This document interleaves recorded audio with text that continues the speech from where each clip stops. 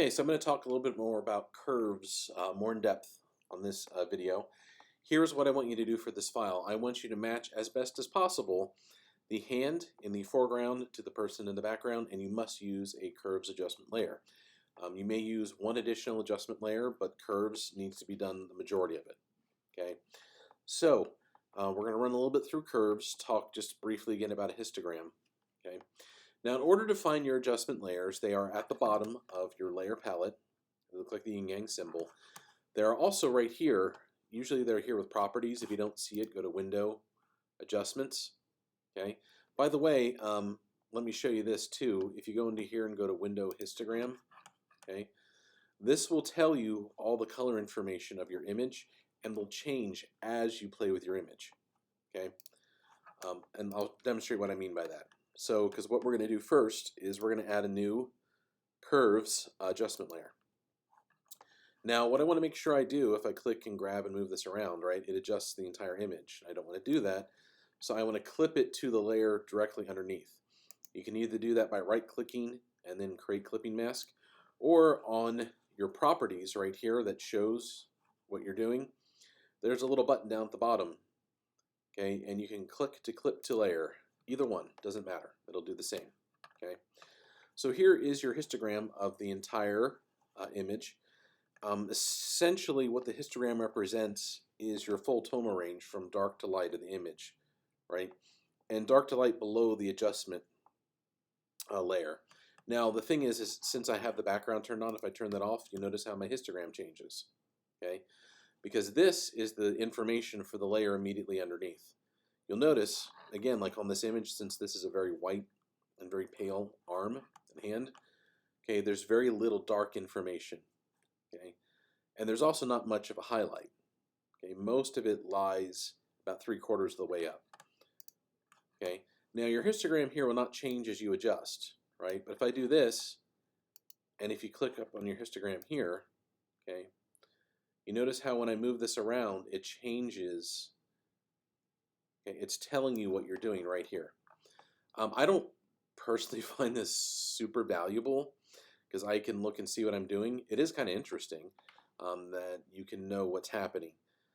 And there's no guarantee. If you have like a nice transition of tones, that's great. That doesn't mean that it's a good image. Okay, good images do have a nice transition of tones and usually have a good dark, mid-tone, and highlight, right? Usually punchy images do that, but it's not necessary. Okay, real quick, let me point out as well on your curves adjustment layer here that one trick that's used quite often, and I did this working at the photography studio, is if you want to make the image a little punchier, okay, you want to pull your darks down a little bit and click about so at your first essentially quarter and then at 75%. I'm going to pull the highlights up a little bit and pull my darks down a little bit. Okay, let me show what I mean. I'm going to release the clipping mask. Okay, just so you can see. Now this background image is already pretty contrasty, so, but you'll notice how it looks even hazier and how this kind of punches it up. All right, so that is used quite often. It's a pretty standard, just quick adjustment. I'm going to create a clipping mask again to this here. All right, so what I want to do is I want to come in and I want to make this image match the background. Curves is good. It's one of the best adjustment layers for almost everything except saturation. Okay, and remember, color is defined by 3 characteristics: your hue, which is the name of your color, right? So orange, yellow, blue. Okay, value, which is how light or dark your color is, right? So up here, for example, moving up and down. Left to right here, okay, is your saturation. So on your color picker here, moving this arrow changes your hue, moving up changes your value, and left to right changes your saturation. Okay, curves is really good at adjusting your hue and also adjusting your value, not so hot at saturation. Okay, now you can change the blending method, okay, the blending mode, and that helps sometimes too. All right, I will say most of the time you need at least 2 points on your curves.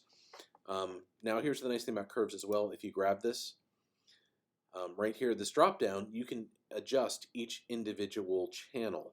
Okay, so if I go into my red, right, if I click in the middle and pull up, you notice what happens to the hand. I'm adding more red. If I pull down, I'm taking the red out, so the opposite of red is green, so you get more green.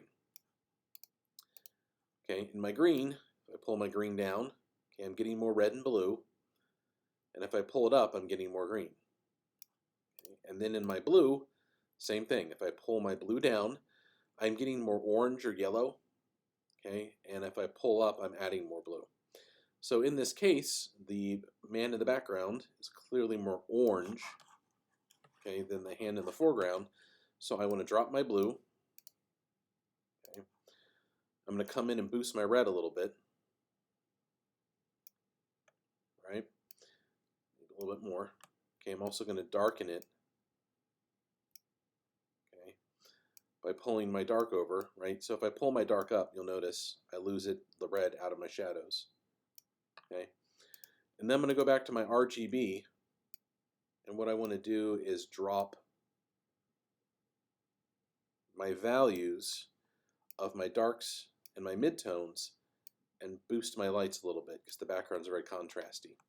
Okay, this is a little bit too much red. That's fine. It's better to come in and add a little bit too much. So I'm going to bump that back down, and that's better. Okay. Now here's the thing to note as well. If I come in here with my curves adjustment layer, I can also adjust the opacity of the application of the adjustment.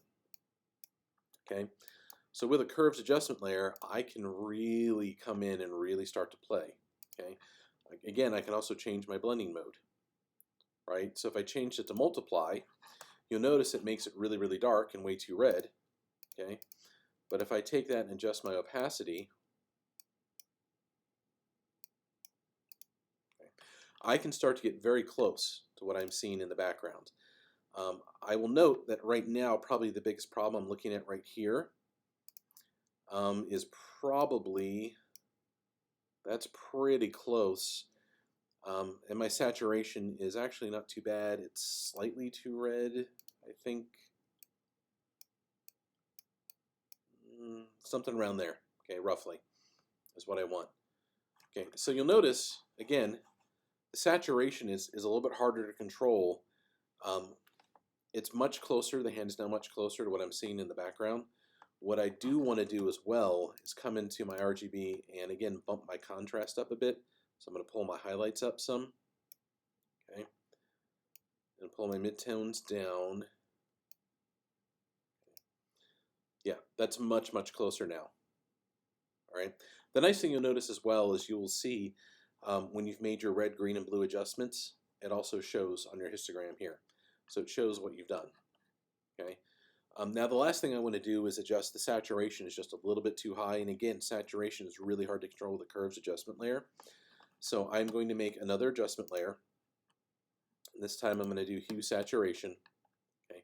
I'm going to go ahead and pull it into my layer stack, right? So it's clipped to the hand underneath, and I'm just going to drop my saturation down a bit. Okay. And play with it just a little bit until I get something pretty close. All right, so if I was doing this, I would probably spend another 4 or 5 minutes here really kind of playing with it and trying to make sure I get very close to what I have in the background. Okay.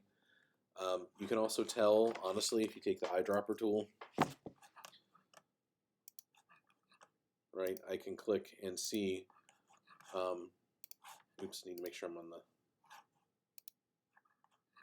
on the layer, kind of where I'm at, right? So I'm very close. I'm in the same color areas, okay, as I see in the background. So that's one way you can check yourself as well. All right, so that's it. I want you to go ahead. The majority of the adjustment needs to be done with your hue, not your hue, geez, with your curves adjustment layer. All right, I want you to try and match this as close as possible. And again, as you bring items in for your final, not for your final project, but for your composite self-portrait here, all right, they need to match. All right, they need to belong in the same universe. So be aware, now we can start adjusting colors. All right, so levels, curves, hue, saturation.